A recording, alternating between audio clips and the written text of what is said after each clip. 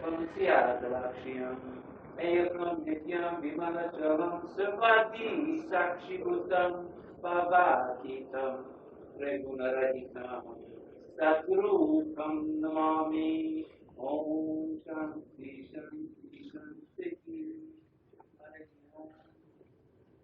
Today, Devaraya Kulkarni, the great Vedantic scholar and teacher, the direct disciple of Swami Satchidanandendra Saraswati of Holy Nathapur, will speak today on the fundamentals of Shankara Vedantha. Om Sarva Darshan Tattva Yasavudhi Siddhi Tasmai Shree Shankaram Shankaracharya Keshav Sutra Bhashya Krito Bhagavatam Atmaha Surdesmurti Purana Kaunari Navani Bhagavat Padam Shankaram Shankaram Vandetam Sachidanandam Nityavedam Mahavati Veda Vedanta Saranyam Sadguru Pratosmyam Shri Guru Pratosmyam Sadguru Sachidanandam Sadhurayam Sanadam Sadvedanta Pravataram Sada Swante Smaramyam Guru Brahma, Guru Vishnu, Guru Deva Maheshwara, Guru Sakshat Parabrahma, Tasmai Shri Gurave Namaha, Sadgurave Namaha, Sadgurave Namaha. The famous Shankaracharya commented Prasthanatrayas, means 10 principal Upanishads, is called as Shruti Prasthana. Prasthana means start to inquire the life and experience. This is the meaning of Prasthana. And the second Prasthana is Bhagavad Gita. It is called Smriti Prasthana. And the third one is, famous is Brahma Sutras. Strictly speaking, the name of Brahma Sutras is Vedanta Mimamsa Sutras or Sharirika Mimamsa Sutras are the name. But usually in a common sense it is called as Brahma Sutra. It means it is in one. So this Brahma Sutra also commented by Adi Shankara. These three are called as Prasthanatraya Bhashya. Bhashya means commentary on these three Vedantic canons. Means these are the original things which denotes regarding our life and experience. Here Shankara wants to deliver his comment, wants to write his commentary on Brahma Sutra. At first he takes the analyzation of life and experience of common man. Means there are so many sciences in this world. For example, there is material science.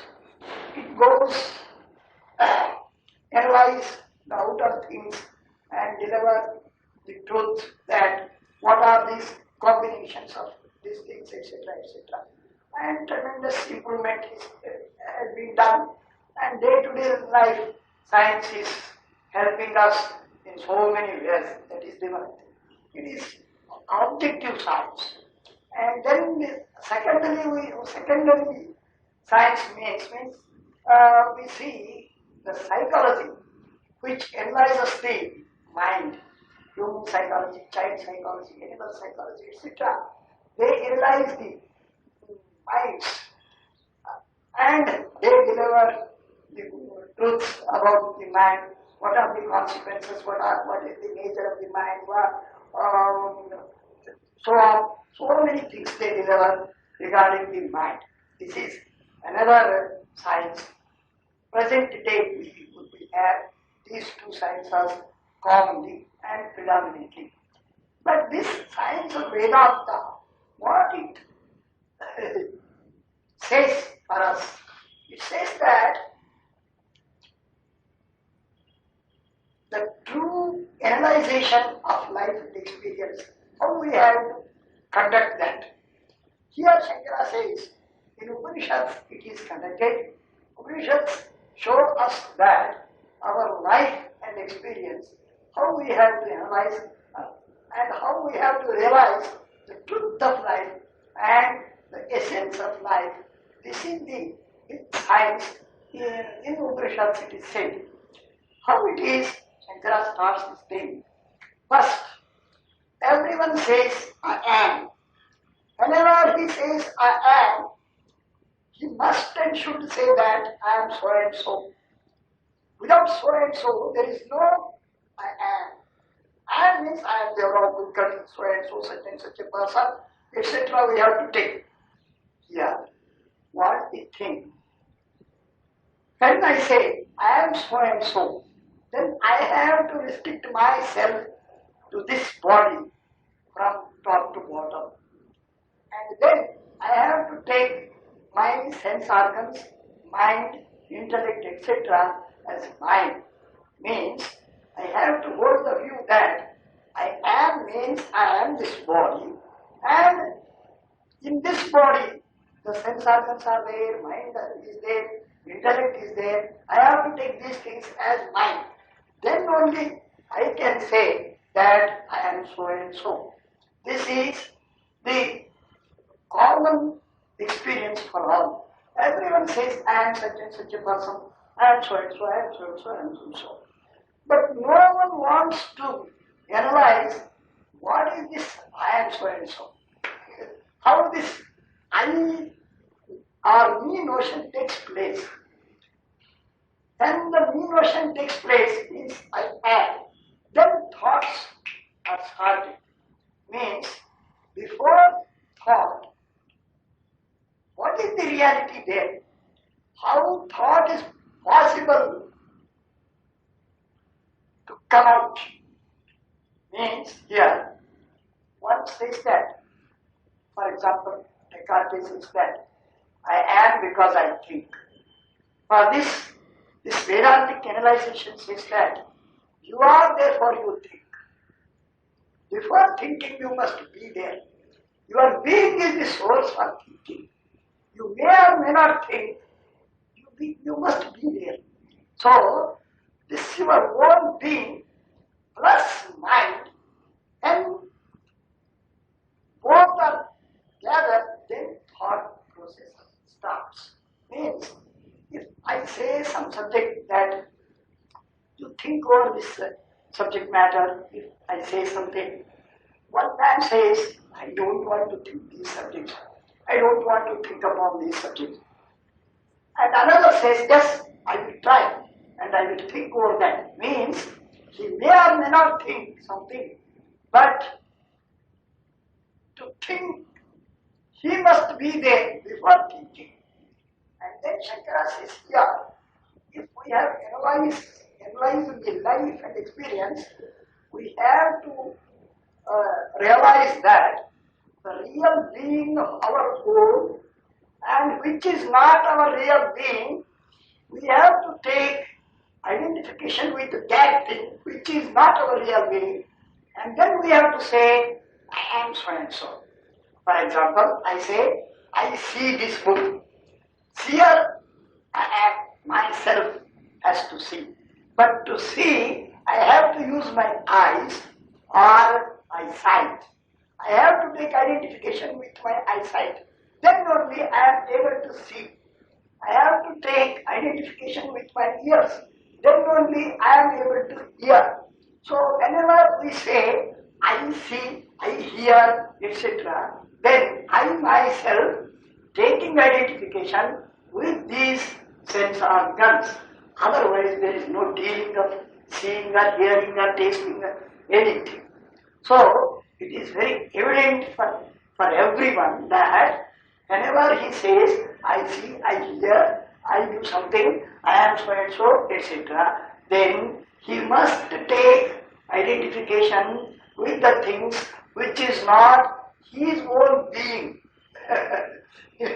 which are not his own being. And then he says that I am so and so.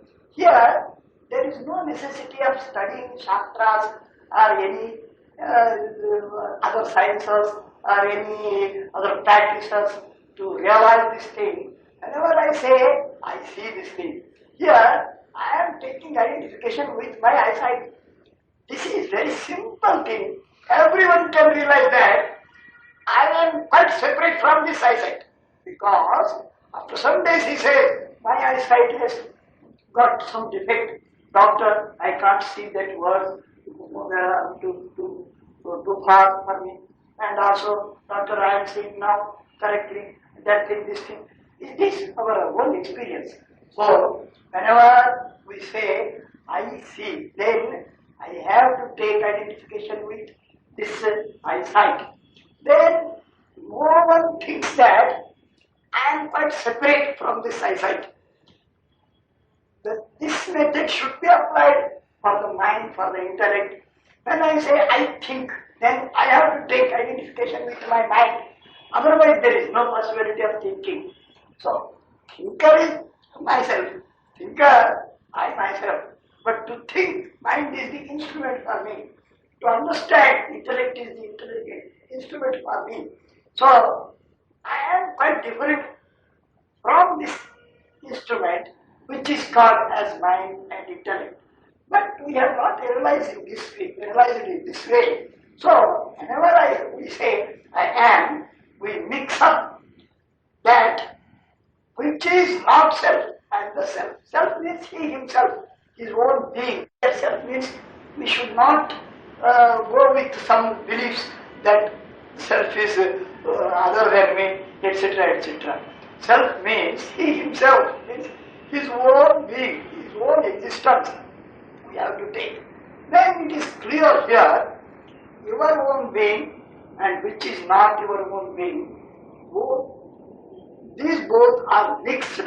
Whenever you say that I am so and so, this is the analyzation of life and experience according to Shankara. It says that it is common experience.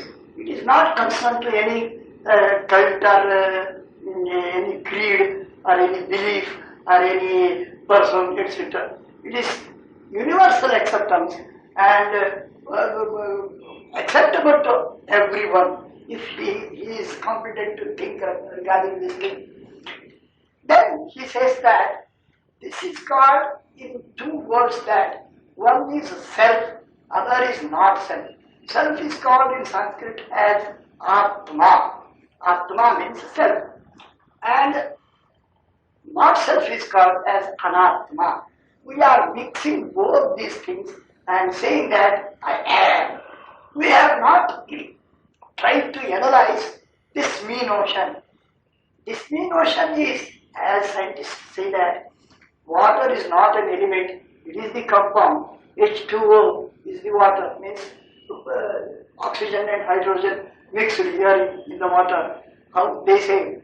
So, in Vedanta, these people say, whenever you say, I am so and so, then you have mixed both the things, that the self and not self, which is not yourself and which is yourself. You have mixed both the things. But you have not known that I have mixed these things. You take that together and say, I am so and so. This is the position of our present life. But Shankara says, according to Vedanta, if we have started the realization of life and experience, we realize that our being is quite different from all these things. For example, these sense organs and this mind, the intellect, etc. I am the user of these things. So I am quite separate from these things. This is the idea. Maybe. How we have to realize these things? What you have said, is it not an inference that you have started to say that the self is different and not self is different, both are joined here whenever you say that I am so and so, etc. Is it not your own idea? No. It is to be realized from the standpoint of comprehensive vision of life. For example, here Vedanta takes not only the present life, but Vedanta takes which is the life, our own life, beyond this realm of me notion.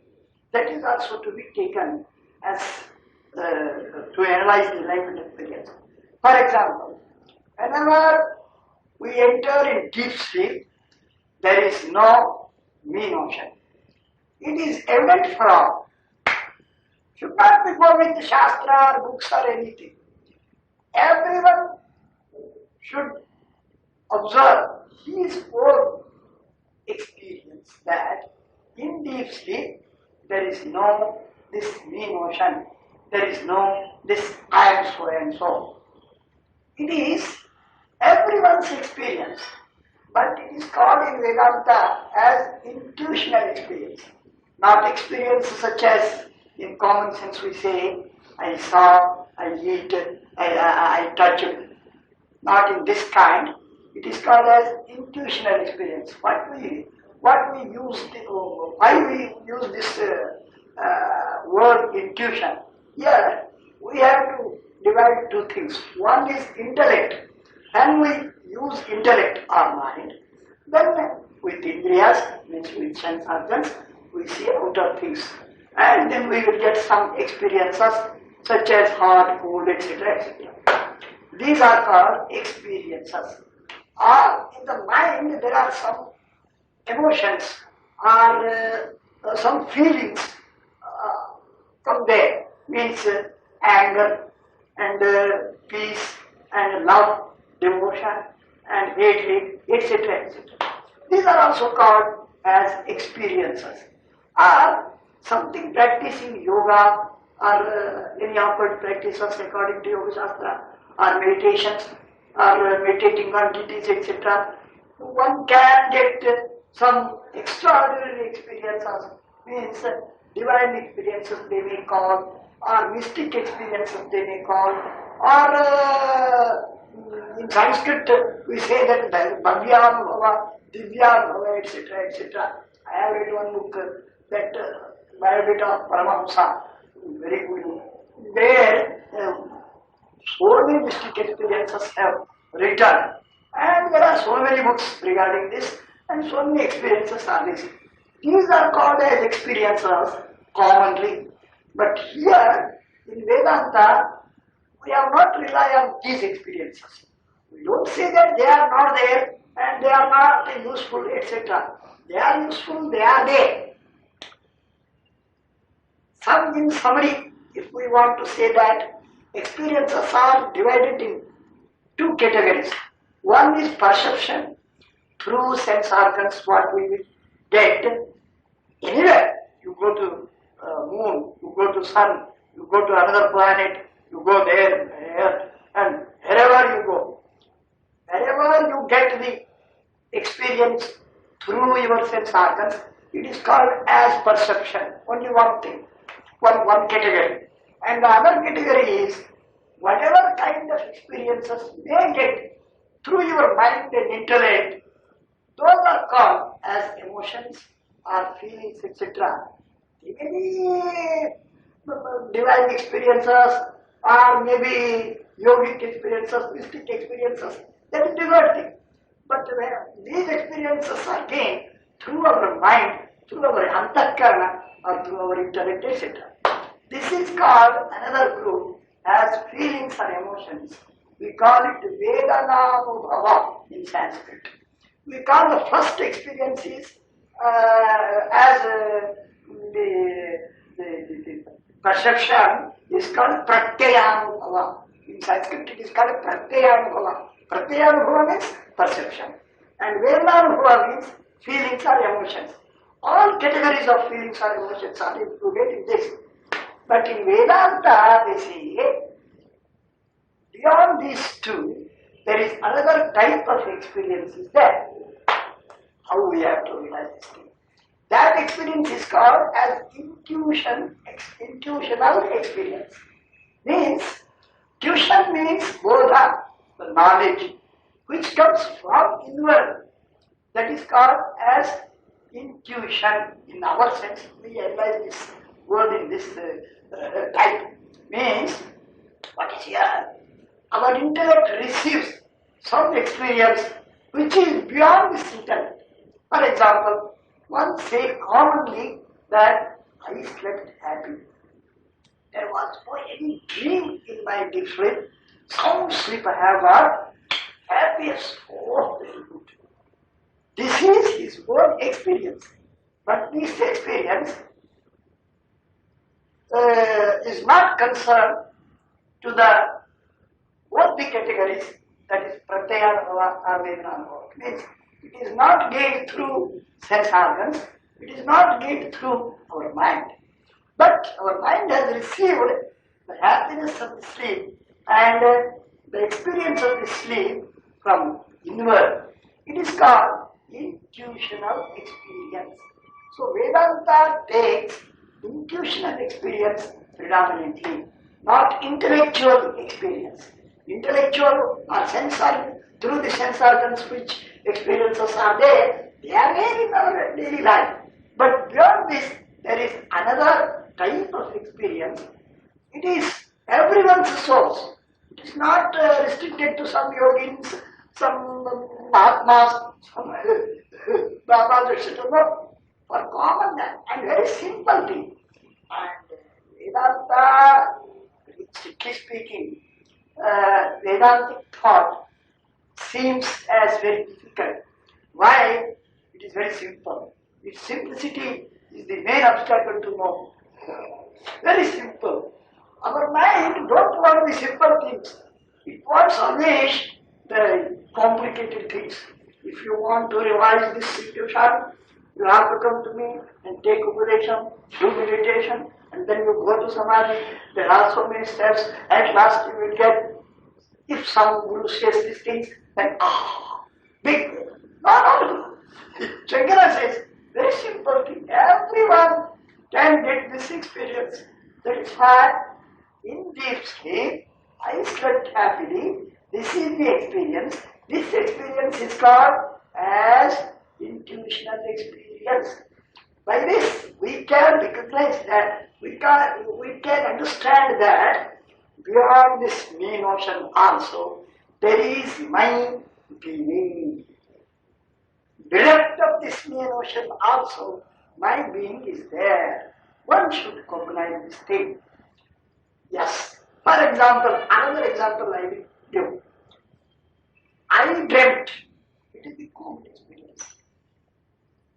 We never perceive dream or dream. It is beyond the perseverance. Perseverance is in waking state through Indriyas. We perceive these things. But we have got the experience of dream and experience of deep sleep. This experience is called as intuitional experience. Means the experience of whole dream state received by intellect through from inner bosom, not from outer things.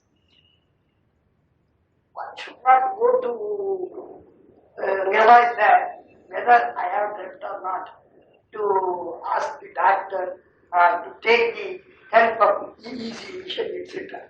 Directly he says, I dreamt, I slept happily, etc. Here, Shankara says, your being is the source of this intuition. The source of intuition is called true being, that is the true nature of yourself. That self, and whenever this thing appears in waking or in dream, the body to ego, both are mixed, and you have started to say that I am so and so. So this I am so and so is the mixture of not self and the self. This is the thing. This is called as Atmanatma Adhyasa. The word Adhyasa is called misunderstanding and superimposition. I will explain what is superimposition, what has been superimposed, etc. Yes, for the present we take granted that there are two things. One is our own being, which is beyond thought, beyond intellect. That is one being. That being is called as the self. And other is not self. Yes. Both are mixed here. Whenever we say that I am, then these both should be real. As there is hydrogen and oxygen are mixed in the water, there are real things. One is hydrogen and there is oxygen. Both are mixed and what is there. also these two must be there as real. Then only it is possible that the mixing of these two. But Shankara says not this.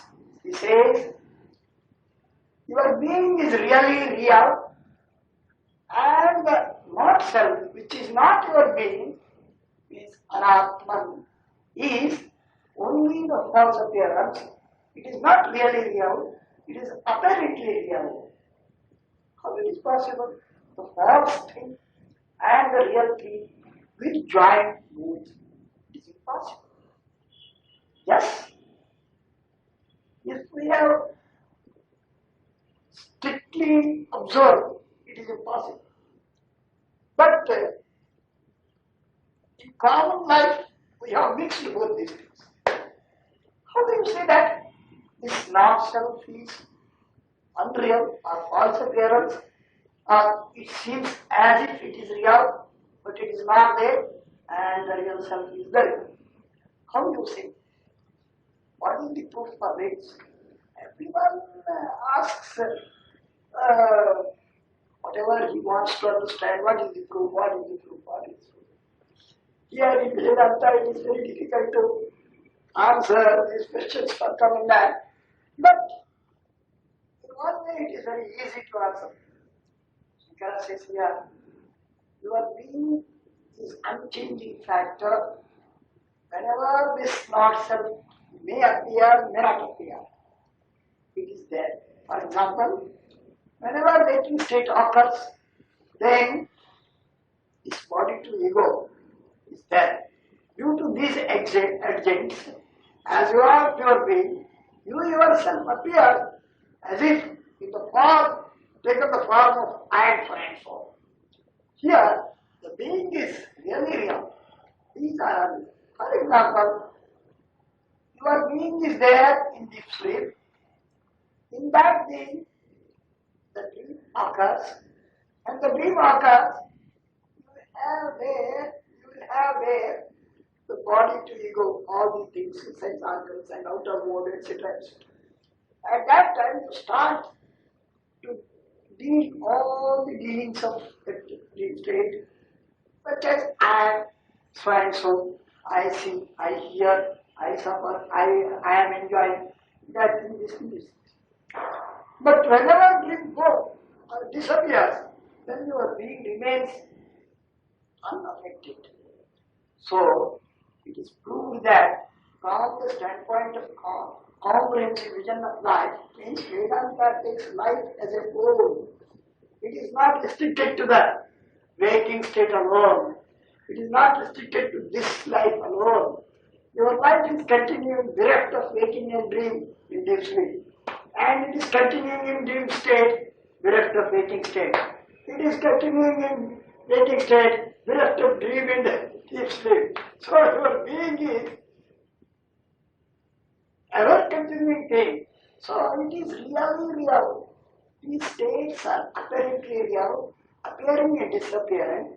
This is to be realized by you on the firm ground of your own intuitional experience. You should not believe here, Shankara says, Vedanta says, somebody else says, no, nothing. You have to realize your life and experience, and then you have to realize this thing. Yes. After all, what is here? We have no analyzation of our own being and the things which are the nature of appearance and disappearance, the false appearance. Due to this want of discrimination, we have mixed the nature of this appearance and nature of our own being. And we say, I am so and so. This is called adhyasa.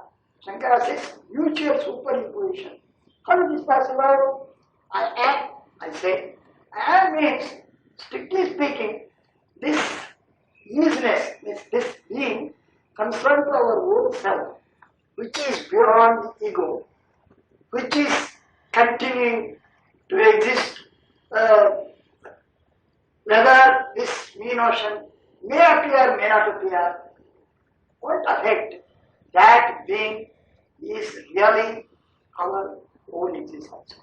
But we mix that existence with this body, and then we say this body is there, this mind is there, these sense organs are there, I am here, etc. Whenever we say I am, then we have to restrict to this body. It is said in the beginning. So, whenever I say I am, then my own being is superimposed in this body. And also, what are the nature of body? That being fat and lean or affecting some diseases and getting strong, etc. I am strong, I am lean, I am fat, I am tall, etc. etc. We are superimposing the nature of body on our true being. So it is mutual superimposition, Shankara says, such as whenever we have no discrimination between the false appearance of the snake and the real nature of the rope, then we say there is snake. That isness, strictly speaking, the isness concerned to rope only, not the snake. But the isness of the rope is superimposed on the snake. And the nature of snake is poison. That poisonous, etc. are superimposed on the rope. But it is not known by this person who has deluded that this is the snake. It is enlightened who has realized the true nature of the rope and the false nature of the snake. So only that person can say, not who is in the influence of delusion, that this is snake. He afraid. He has got afraid and he has got shivering. Oh, snake is there, etc. etc. So, who have realized the real nature of the self and who have realized the unreal false appearance nature of the not self, that person, that enlightened person, that realized person must say that you have deluded that and the body. I have got the sense organs, I am the cognizer, I use my mind, I use my intellect, I understand something, etc., etc., etc. But your nature is beyond this nature. It is okay from the empirical standpoint, this is your nature. You have to deal all the dealings. It is okay for us. But strictly speaking, the true realization of life and experience is this adhyasa. Adhyasa means superimposition. This should not go with shastric explanations, what is adhyasa, etc. We have to follow here common experience of our work and with comprehensive vision of life, which is given through Vedanta. Vedanta only the science taking comprehensive vision of life. Means our life is not restricted to this waking only. In dream state also our life is there. Once upon a time, this was the question. Some religious people say that there is a soul apart from body. How we have to believe this thing? These are written in Bible, Quran, Veda, Quran. That is different thing. Some people believe. How we have to realize this thing?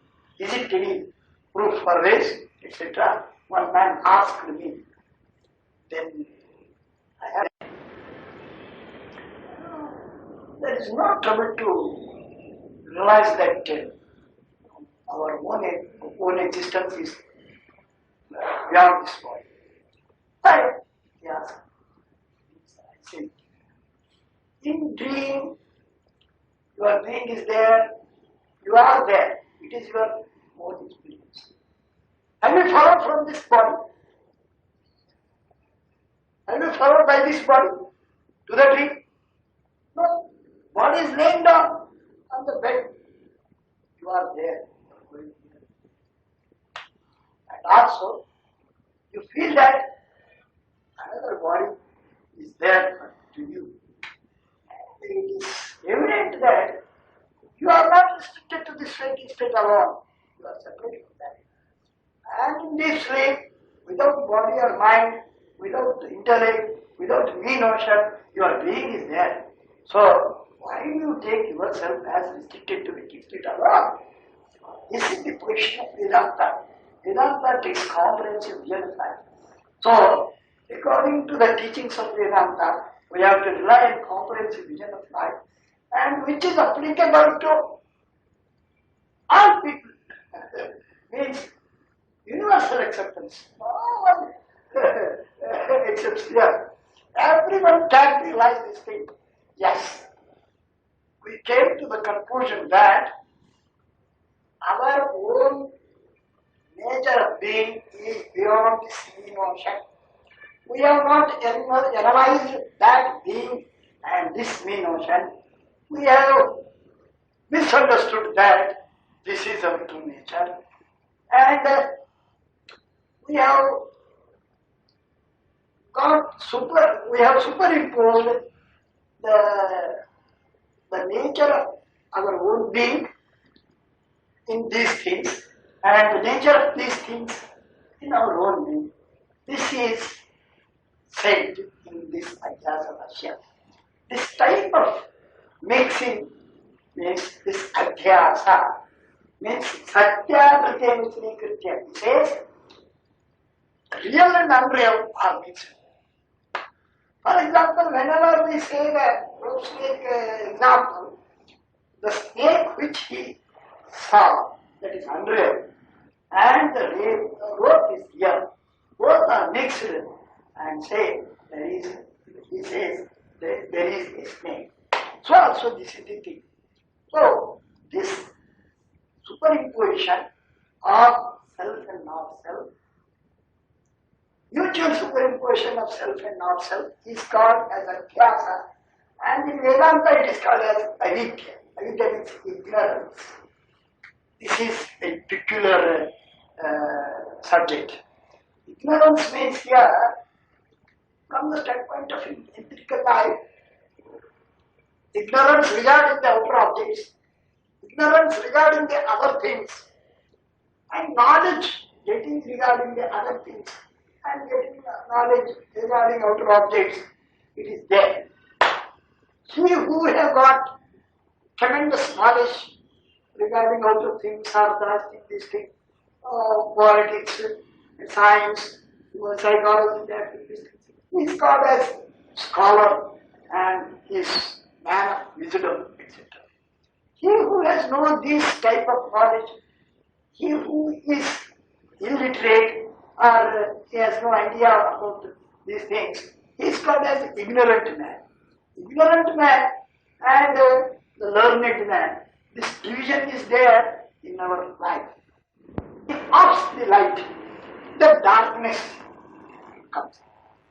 In the darkness, person does not see them. It is there. To that I have to escape. But what policeman does, he puts his hands on the wall and one button is there. He presses the button, light comes. Then he catches the thief. Right hand. It is right. Here, whenever there is light, there is no darkness. Whenever there is darkness, there is no light. This dealing is exactly correct. But both these dealings are going in a fundamental darkness, that which is the theatre. If theatre is not in darkness, you can't see this cinema. So, the fundamental darkness is theatre. In that darkness, this dealing is going on, that light and darkness, etc. So also Vedanta says, a man may be a gigantic intellect, but spiritually he may be a child, even worse than that. It is said by Vivekananda. Means in our daily life, a man may be a gigantic intellect, he can know so many subjects, but from Vedantic standpoint, he is in the influence of this superimposition, which is avidya. God will do that. So, all dealings are based on this fundamental error that mixing the self and not self due to want of discrimination. This is called by Shankara as adhyasa, mutual superimposition, and avidya. Due to this avidya, as we are the pure being, we have misunderstood ourselves as I have born in this world. I am suffering in this manner. I am a man. I have to enjoy something. Oh, suffering, enjoying, that thing, this thing. These are here to me, we have misunderstood. Strictly speaking, you are beyond this samsara. It is called in Sanskrit samsara. What is samsara? Commonly in our India, samsara means they say getting married and having some children. Here and there. That is not the samsara. Samsara means 6 qualities are there. Having old age and death, this is one. And having appetite and thirst, this is second. And having suffering and enjoy, this is third. These 6, wherever there, it is called samsara. Samsaritva is called. If there is body, definitely you will get old age and death. If there is vital force, definitely you will have the appetite and thirst. And if there is mind, arantakana, definitely you will have this shoka, means suffering and enjoy, etc. So, shokamoha, suffering and enjoyment, and appetite and thirst are called ashanaya pipasa. Pipasa means thirst. Ashanaya means appetite. And then jhana, Buddhist, these 6, wherever is there, there is samsara. So Vedanta says, your nature is not this samsari. You have misunderstood that I am having these things. But strictly speaking, here and now, they are not concerned to your true nature. Your true nature is beyond this samsara. It is asamsari. The self, nature of the self is asamsari. It is said in Upanishad. So it is to be realized here and now. You believe in this and you meditate that I am myself, I have no samsara, I have no samsara. After death, you will have that emotion. No, that is not real. Here and now you have to realize, as your own experience is there, I am suffering by these things, I am enjoying through these things, I am having all these qualities, etc. So also, you have to realize here and now, by realizing the life and experience that I am free from all these shackles of body and mind. This is the teaching of Vedanta. For this, what Shankara says, analyzing the life and experience and determining your true nature is called as vidya. Vidya means knowledge. Tametam, adhyasam, pandita, avidyeti manyante. The wise men say this mutual superimposition between self and not self is called as avidya, ignorance. On this ignorance, in the influence of this ignorance, all other dealings such as ignorance and knowledge, etc., are going on. But tadvivekena vastusvarupaavasaranam vidya. What is vidya? What is knowledge? You have to discriminate your own life and experience. And then you have to realize that your true nature is beyond this samsara, beyond this notion. It is to be realized here and now. This is called as vidya. To give this vidya and to remove this misunderstanding